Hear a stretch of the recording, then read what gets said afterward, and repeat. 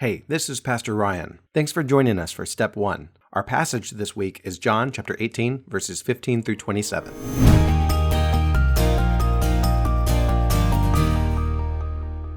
Step One is a resource to help aid in your inductive Bible study. It's a journey through the observation step. When you see the symbol, pause the video and explore the passage on your own.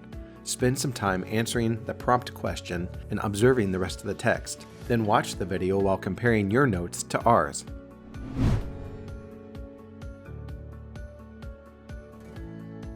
In verse 15, John discusses where Simon Peter went as he followed Jesus. He lets us know, too, there was another disciple in the area. He doesn't say who this disciple is, but he does tell us the disciple was known to the high priest. This is the first time in verses 15 through 27 the term high priest is brought up. This known disciple entered with Jesus into the courtyard of the high priest, a key location in this passage. The known disciple went with Jesus, but Peter stood outside at the door. This disciple is described a second time as the one who was known to the high priest. He went out and spoke to the servant girl, described as the one who kept watch at the door, and he brought Peter in.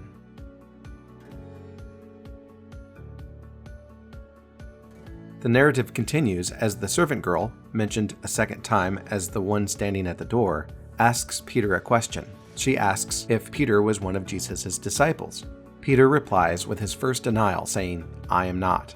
Here, John pauses the main narrative to bring in some additional details. We find out the servants and the officers had made a charcoal fire, even giving us the reason for the fire. It wasn't primarily for light, it was because it was cold. He describes how they were standing and warming themselves by the fire. Peter also was with them, doing the same thing as the servants and officers, standing and warming himself.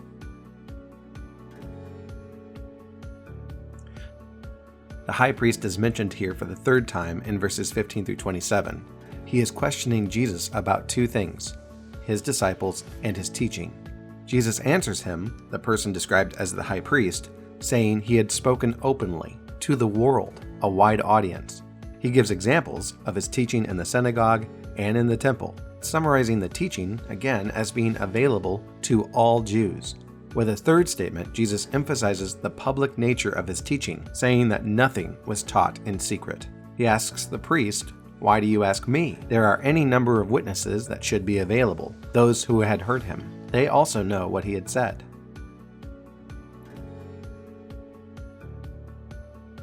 After Jesus said these things, one of the officers standing by first struck Jesus with his hand while asking Jesus, "Is that how you answer the high priest?"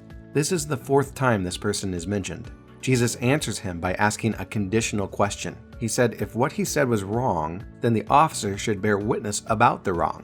It appears Jesus is asking for a specific charge. He conversely says, "If what I said was right, then why do you strike me?"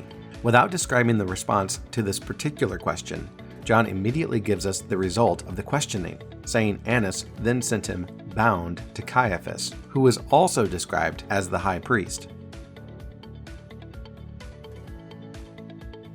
John switches back to the Simon Peter narrative, reminding us where he left off that Peter was standing and warming himself, presumably still with the servants and officers at the fire. These servants and officers asked him, "You also are not one of his disciples, are you?" For the second time, Peter denies being associated with Jesus, saying, "I am not." Then someone identified as one of the servants asks Peter a question. This unnamed servant is identified as a relative of the man whose ear Peter had cut off, giving us a possible motive for further investigation. Asking Peter, "Did I not see you in the garden with him?"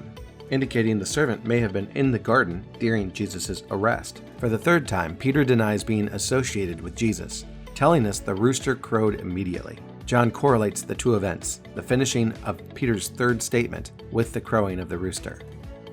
So we see John describing the setting of where and how Peter got to the courtyard and his first denial of Jesus, followed by more description setting up the next set of interactions.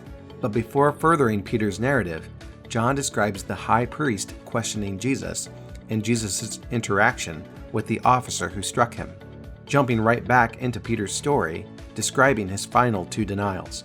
Structurally, we see John leaves the reader with Peter standing and warming himself, and when he returns to Peter, we pick up at the same point we left off. So the narrative of Jesus' questioning has been inserted into the larger narrative of Peter's story. And that's step 1 for John chapter 18, verses 15 through 27. We'd encourage you to continue your step 1 journey on your own. What observations do you see in the text?